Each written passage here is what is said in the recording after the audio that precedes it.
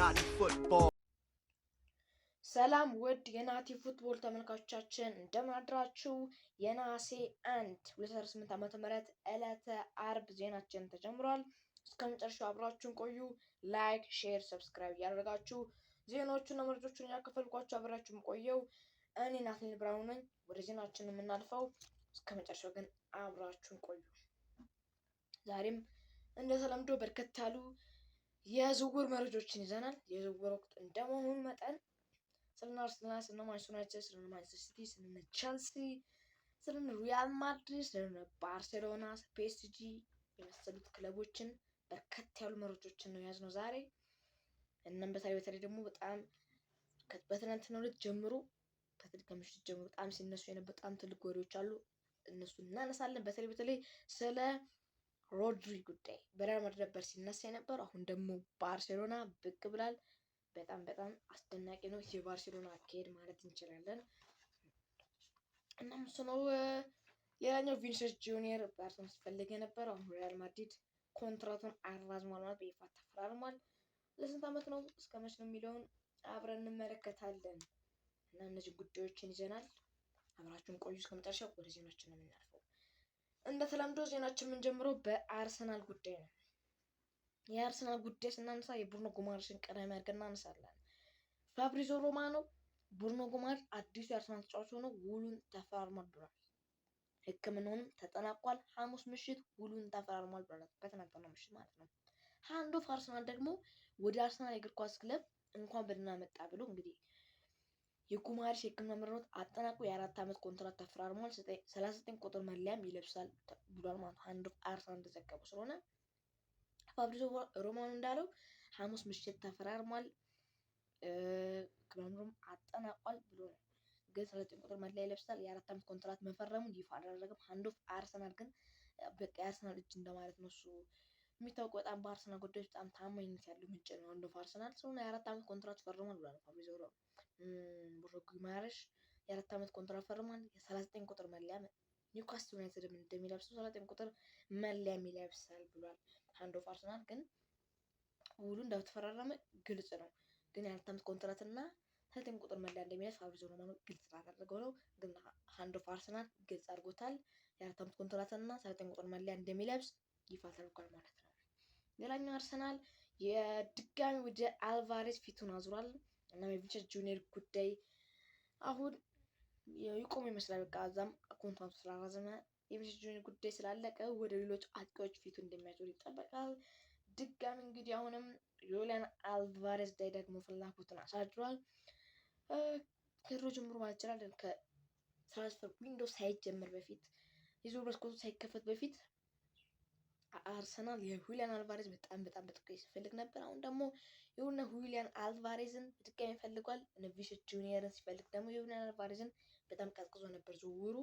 አሁን ደግሞ ድጋሚ የቪኒሲየስ ጁኒየር ጉዳይ እንደማይሆን ሲያውቅ ወደ አልቫሬዝ ደግሞ ዳግም ፊቱን አዙሯል። ባርሴሎናውን ቀንደኛ የአልቫሬዝ ፈላጊ ናቸው። ድጋሚ ደግሞ ይሄ ዝውውር በደንብ ተጧጡፎ ይነሳል ተብሎ ይጠበቃል። በባርሴሎና በአርሰናል መካከል ትልቅ ድርድሮች ይደረጋሉ ተብሎ ይጠበቃል። ትልቅ ፉክክሮች ይደረጋሉ ተብሎ ይጠበቃል። አልቫሬዝ አርሰናል ድጋሚ ወደ አልቫሬዝ ፊቱን አዙሯል ማለት ነው። አጥቂ ስፍራዎችን በደንብ እያየ ነው። አጥቂ ስፍራ ተጫዋች ደግሞ አርሰናል የኤቨርተን አጥቂ ኢሊማኒ እንዳይን ለማስፈረም ይፈልጋሉ ተብሏል።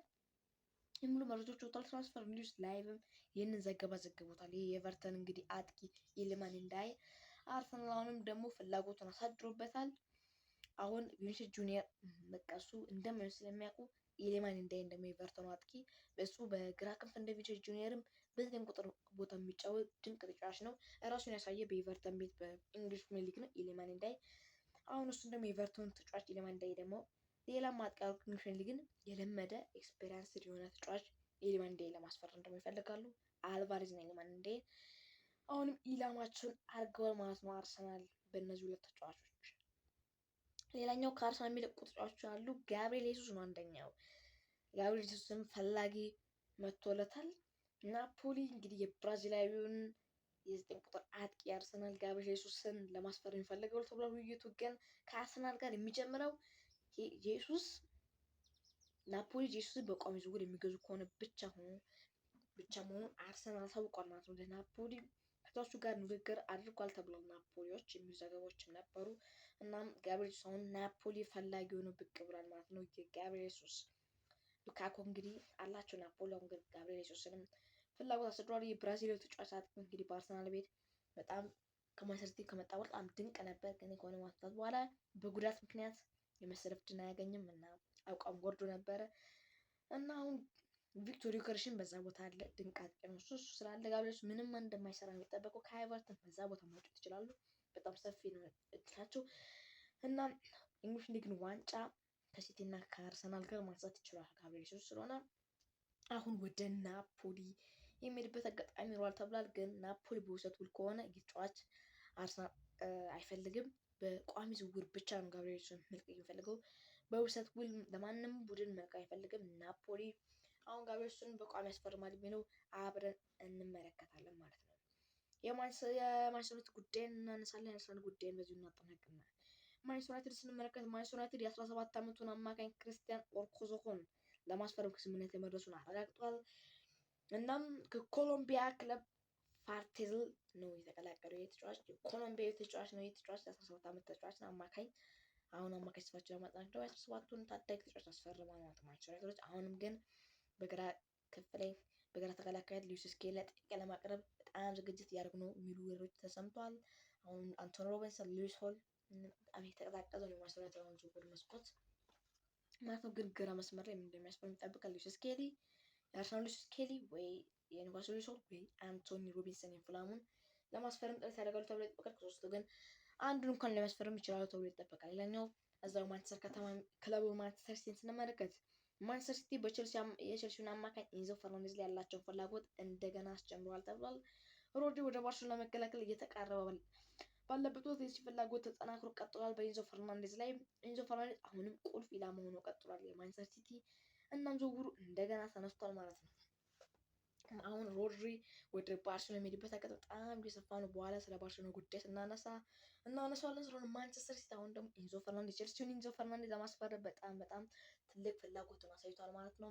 ኢንዞ ፈርናንዴዝ አሁን ሪያል ማድሪድ የሚፈልገው ሪያል ማድሪድ ግን አሁን ከዝውውሩም ገለል ያለ ይመስላል። ስለሆነ ማንቸስተር ሲቲ አሁን ኢንዞ ፈርናንዴዝን ቁልፍ ኢላማ አድርጎ ይፈልጋል። ኢንዞ ፈርናንዴዝን ከቼልሲ መውጣት ይፈልጋል። ስለሆነ ማንቸስተር ሲቲ አሁን ኢንዞ ፈርናንዴዝ ገፍቶ መሄድ ከቻለ የማያስፈርማት ምንም ምክንያት የለም። ማንቸስተር ሲቲ አሁን ኢንዞ ፈርናንዴዝ ላይ ትልቅ ፍላጎት አሳይቷል ማለት ነው። ሌላኛው የምናነሳው የሊቨርፑልን ጉዳይ ነው የሚሆነው። ሊቨርፑል በዚህ ክረምት የፒኤስጂዎቹን ብራድ ባርኮላ እና ኢብራሂም ሚባዬን ለማስፈረም እየተነጋገሩ ነው ተብሏል። ሁለቱም ተጫዋቾች ሊቨርፑል መቀላቀል ይፈልጋሉ። ብራድ ባርኮላም ሆነ ኢብራሂም ሚባዬ የሴኔጋላዊ ተጫዋች እንግዲህ ፒኤስጂ ባርኮላን በ170 ሚሊዮን ዩሮ እና ሚባዬን በ50 ሚሊዮን ዩሮ ዋጋ ይጠይቃሉ ተብሏል። ከ50 ሚሊዮን ዩሮ በላይ ሚባዬን ፋብሪዞ ሮማኖን ዘገባ ዘግቧል። ስለሆነ ሊቨርፑል እነዚህ ሁለት ተጫዋች ማምጣት ይፈልጋሉ ተብሏል። ግን አንዱን እንኳን ቢያመጡ ለሊቨርፑል ትልቅ አስተዋጽኦ ይፈጥራል ተብሏል። ብራድ ባርኮላ ወደ 170 ሚሊዮን ዩሮ በጣም ይፈለጋል። ከ50 ሚሊዮን ዩሮ በላይ ደግሞ ለ18 ዓመቱ ሴኔጋላዊ ተጫዋች ኢብራሂም ሚባዬ ፒኤስጂ ይፈልጋል ተብሎ ሁለቱም ያስፈርሟቸው ወደ 220 ምናምን በላይ ሚሊዮን ዩሮ ይጠበቅባቸዋል ማለት ሊቨርፑሎች እነዚህ ሁለት ተጫዋቾች ለማስፈረም። ግን ሁለት ተጫዋቾች ያስፈርማል የሚለው ሁኔታ በጣም አጭር ወይም የማይሆን ነው። አንድ ተጫዋች ብቻ ሊያስፈርሙ የሚችልበት አጋጣሚ አለ። ብራድ ባርኮላ ወይም ኢብራሂም ሚባዬ ገፍቶ ከሄዱበት ብሩን ክፈሉ የተባሉት ገንዘብ መክፈል ከቻሉ ሊቨርፑሎች የማያመጡበት አንዱ ተጫዋች የማያመጡበት ምንም ምክንያት የለም። ሁለቱም ደግሞ ሊቨርፑል መቀላቀል ይፈልጋሉ ፒኤስጂ መልቀቅ ስለሚፈልግ ማለት ነው። በተለይ ኢብራሂም ሚባዬ ፒኤስጂ መልቀቅ ይፈልጋል። ባርኮላ ግን እንደዚህ ውድ አድርጎታል። አብረን እንመለከታለን። መልቀቅ ግን አይፈልግም ማለት እንችላለን። ስለሆነ ሊቨርፑል ብራድ ባርኮላን ኢብራሂም ሚባዬን ለማስፈረም ይፈልጋሉ። ሁለቱንም በአንድ ላይ ከቻሉ ማለት ነው። ቼልሲን ጉዳይ ስናነሳ ቼልሲ የዝውውር መስኮቱ ከመዘጋቱ በፊት ማሉ ጉስቶን የመሸጥ ፍላጎት አለው ተብሏል። ማንቸስተር ሲቲም የዚህ ተጫዋች ፈላጊ ሆኖ ብቅ ብሏል ተብሏል። ቼልሲ እንግዲህ አሁን ተጫዋቹ በጣም እያስፈረመ ነው። እነዛም ሆኖ ግን መሸጥ ይገባዋል ተጫዋቾችን። አሁን ማሉ ጉስቶንም ለመሸጥ ደግሞ ፍላጎቱን አሳይቷል። ስለሆነ የዝውውር መስኮቱ ከመዘጋቱ በፊት መሸጥ ይፈልጋል ተብሏል። ወደ 20 ምናምን ቀኖች ይቀሩታል። ወደ 20 ምናምን ቀን ይቀሩታል የዝውውር መስኮቱ ሊዘጋ። ስለሆነ ማንቸስተር ሲቲም ደግሞ የተጫዋች ፈላጊ ሆኗል ማለት ነው። ሌላኛው የቶተንሃም ጉዳይ ከማንሳታችን በፊት ቼልሲ አንድ ተጫዋች ለማስፈረም ፍላጎት አሳድሯል። ቼልሲ የኖቲንጋም ፎረስት ተጫዋች ሞርጋን ጊብስ ዋይትን ለማስፈረም ይፈልጋሉ ተብሏል። ባየር ሙኒክም የተጫዋች ፈላጊ ነው ተብሏል። አሁን ቼልሲ እና ባየር ሙኒክ በጊብስ ዋይት በአጥቂው ጊብስ ዋይት ዙሪያ ትልቅ ፉክክር ያደርጋሉ ተብሎ ይጠበቃል። ሌላኛው ቶተንሃም ጉዳይ ነው የምናነሳው። ክርስቲያን ሮሜሮ ድርድር ወሳኝ ሰዓት ላይ ደርሷል ተብሏል። አርጀንቲናው ተጫዋች ወደ አትሌቲኮ ማድሪድ ለመሄድ በጣም የተቃረበ ነው ተብሏል። የሚሄድበት ሀገር በጣም ተቃርቧል ተብሏል። ስለሆነ ክርስቲያን ሮሜሮ ከቶተንሃም የሚመጣበት አጋጣሚ በጣም የሰፋ ነው ተብሏል። የቶተንሃም አምበል አርጀንቲናዊ ሻምፒዮን ስለሆነ ወደ አትሌቲኮ ማድሪድ የሚሄድበት አጋጣሚ በጣም ስለሰፋ ነው ተብሏል። አትሌቲክ ፍራንሲያ ሚን ዘገባ ዘግቦታል። በተለይ አትሌቲክ ፍራንሲያ ለማታውቁት አትሌቲኮን ማድሪድም እንደሚያውቅ አትሌቲኮ ማድሪድ በጣም ብዙ ዘገባዎች የሚዘግብ ለአትሌቲኮ ማድሪድ ቅርብ የሆነ ዘጋቢ ነው ዘገባ ማለት ይችላል። ስለሆነ ለአትሌቲኮ ማድሪድ የሚሄድበት አጋጣሚ በጣም የቀረበ ቅርብ መሆኑን አትሌቲክ ፍራንሲያ ዘግቦታል። ስለሆነ ከቶተንሃም የሚወጣበት አጋጣሚ እየሰፋ ነው ተብሏል ማለት ነው። ይሄ ደግሞ ከአትሌቲኮ ማድሪድ ራሱ ዱሳን ቭላሆቪችንም ለማስፈረም ይፈልጋሉ ተብሏል። ይቅርታ፣ ወደ ሪያል ማድሪድ ጉዳያችን ነው የምናልፈው። ቀጣይ ሪያል ማድሪድ ጉዳያችን ስናነሳ ያን ዲያመንዲ ከአርቢ ላይፕዚግ ወደ ሪያል ማድሪድ ለመጓዝ ኦፊሻላዊ ፍቃድ አግኝቷል ብሏል። ከአርቢ ላይፕዚግ ስለሆነ ያን ዲያመንዲ ከአርቢ ላይፕዚግ ኦፊሻላዊ ፍቃድ አግኝቶ ወደ ሪያል ማድሪድ መጓዝ ይችላል ማለት ነው። ላይፕዚግ ያን ዲያመንዲ እና የሪያል ማድሪድ ዝውውር እንዲጠናቀቅ ፈቅዷል ማለት ነው። ክፍያው 105 ሚሊዮን ዩሮ እና 15 ሚሊዮን ዩሮ ተጨማሪ ሪያል ማድሪድ ይከፍላል ማለት ነው። ስለሆነ ያን ዲያመንዲ ዛሬ ወይ ነገ ይፋ ይደረጋል ማለት ነው። ይፋው ፊርማውን ይኖራል ማለት ነው። በሪያል ማድሪድ ህልሙንም ይኖራታል ማለት ነው። ያን ዲያመንዲ ስለሆነ ኦፊሻላዊ ፍቃድ አግኝቷል ከአርቢ ላይፕዚግ ወደ ሪያል ማድሪድ ለመጓዝ ስለሆነ ወዲያውኑ ተጉዞ ፊርማ ይኖራል ተብሎ ይጠበቃል። ሌላኛው የሪያል ማድሪድ ጉዳይ ቪኒሲየስ ጁኒየር እስከ ሰኔ 2032 ድረስ በሪያል ማድሪድ የሚያቆየውን የ6 ዓመት ውል ተፈራርሟል። ቪኒ ሁልጊዜ በሪያል ማድሪድ መቆየት የሚፈልግ ነበር። ፍሎሬንቲኖ ፔሬዝም ሁልጊዜ ቪኒን እንደ ዋና የፕሮጀክት አካል አድርጎ ይቆጥሮ ነበረ። ሆዜ ሞሪኒዮም ለዚህ በከፍተኛ ሁኔታ ተሳትፏል። ለዚህ ድርድር ወይም ለዚህ እንዲያራዝም ቪኒሲየስ ጁኒየር ማለት ነው። ፋብሪዞ ሮማኖም ይህን ዘገባ ዘግቦታል። ስለሆነ ቪኒሲየስ ጁኒየር ወደ ሪያል የሚመጣበት ሁኔታ የለም ማለት ነው። ቪኒሲየስ ጁኒየር እስከ ሰኔ 2032 ድረስ በፈረንጆቹ የ6 ዓመት ኮንትራትን የፈረመው እንግዲህ ቪኒሲየስ ጁኒየር በጣም 6 ዓመት ሁሉ በሪያል ማድሪድ ይቆያል ማለት ነው። እሱም እዛው መቆየት ስለሚፈልግ እንግዲህ 6 ዓመት ኮንትራት ለሱ ትንሽ ነው ማለት የምንችልበት አጋጣሚ ሊኖር ይችላል ተብሏል ማለት ነው። ሌላኛው ዋናው ጉዳያችን የባርሴሎና ጉዳይ ነው የምንመለከተው። ባርሴሎና ጉዳይ ስናነሳ የምናነሳው ስለ ሮድሪ ጉዳይ ነው። ባርሴሎና ከሮድሪ እና ከማንቸስተር ሲቲ ጋር ስለ ዝውውሩ ግንኙነት አድርጓል ተብሏል። በሮድሪ ዝውውር ጉዳይ እና ውሳኔው ሙሉ ለሙሉ የሮድሪ ይሆናል። ምክንያቱም ሪያል ማድሪድ እና ባርሴሎና ሁለቱም ለማንቸስተር ሲቲ ተመሳሳይ የዝውውር ክፍያ ለመክፈል ዝግጁ ናቸው ተብሏል። ባርሴሎና እና ሪያል ማድሪድ ስለሆነ ሮድሪ ሪያል ማድሪድ ወይስ ባርሴሎና መቀላቀል ይፈልጋል ነው የራሱ ውሳኔ ሊሆን ይችላል ተብሏል።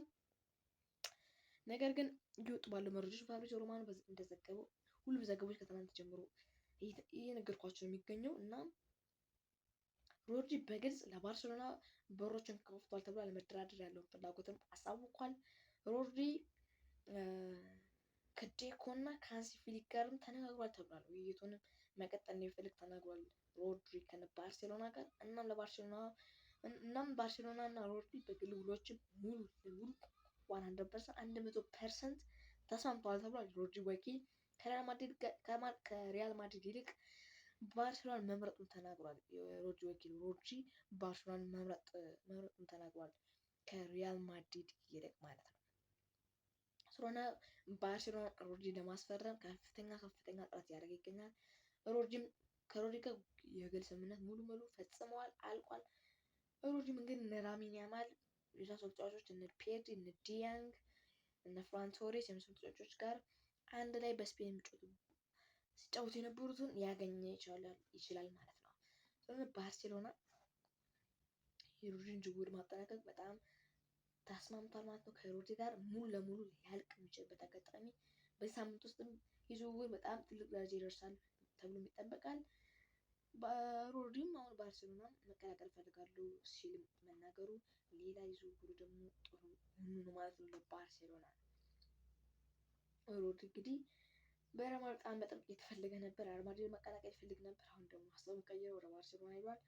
ወኪሉም አሳውቋል። ሃንሲ ፍሊክ እና ዴኮ ጋር ከባርሴሎና ፕሬዝዳንት ዴኮ ጋርም ንግግር ካደረገ ተግባማ ውይይቱን መቀጠል ይፈልጋል ከባርሴሎና ጋር ሮድሪ ባርሴሎና ወይም ወርሰን ተጫዋች በቀጣይ ዓመት የምንመለከት ይሆናል። ብሉ ግራናው ተጫዋች ሆኖ ልንመለከት የምንችልበት አጋጣሚ ሰፋ ሆኖ እየታየ ይገኛል ማለት ነው። ወይም ፋብሪዚዮ ሮማኖ ይህንን ዘገባ ዘግቦልናል። ሌላኛው ጉዳያችን የምናነሳው ከባርሴሎና ጉዳያችን ስንወጣ ደግሞ የፒኤስጂን ጉዳይ እናነሳለን። ፒኤስጂ አንድ ተጫዋች ማስፈረሙን ይፋ አድርጓል። በይፋ ተፈራርሟል። ማን ነው? የሞናኮ ተጫዋች ነው። ማግነስ አክሊቼ ከሞናኮ በ50 ሚሊዮን ዩሮ አዲሱ የፒኤስጂ ተጫዋች ሆኖ ፈርሟል። ፓሪስ ሴን ጀርመን ማግነስ አክሊቼን ከሞናኮ አስፈርሟል ማለት ነው። እስከ 2031 የሚያቆየውንም የ5 ዓመት ኮንትራት ፈርሟል። 11 ቁጥር መለያ በፒኤስጂ ቤት ይለብሳልም ተብሎ ይጠበቃል ማለት ነው።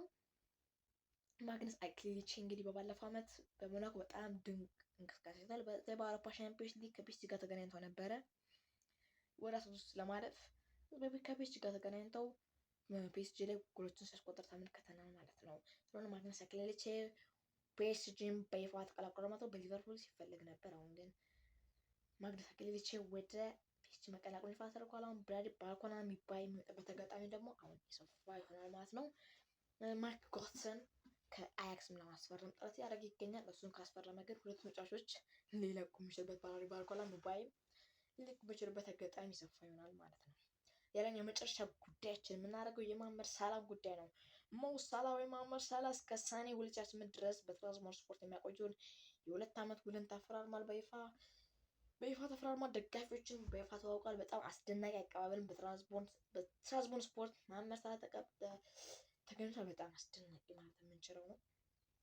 በጣም ትልቅ ተጫዋች እንደሆነ ነው ያሳየው። በጣም በትራንስፖርት በጣም ትልቅ አቀባበል ጥሩ ይሆንለታል ተብሎ ይጠበቃል። 2 ዓመትም ኮንትራት ተፈራርሟል ማለት ነው። መሐመድ ሳላህ በትራንስፖርት ስፖርት በቱርኩ በኪሳችን ይቀላቀላል ተብሎ ይጠበቅ ነበር። አሁን ግን ስፖርትን በይፋ መቀላቀሉ ይፋ ተደርጓል ማለት ነው። እና ውድ የናቲ ፉትቦል ተከታታዮቻችን የዛሬው የማለዳ ስፖርት ዜናችን ይመስል ነበረ። ነገም በሌላ በትኩስ ዜናችን እንመለሳለን። ላይክ፣ ሼር፣ ሰብስክራይብ ያደረጋችሁ ሰላም ዋሉ። አመሰግናለሁ።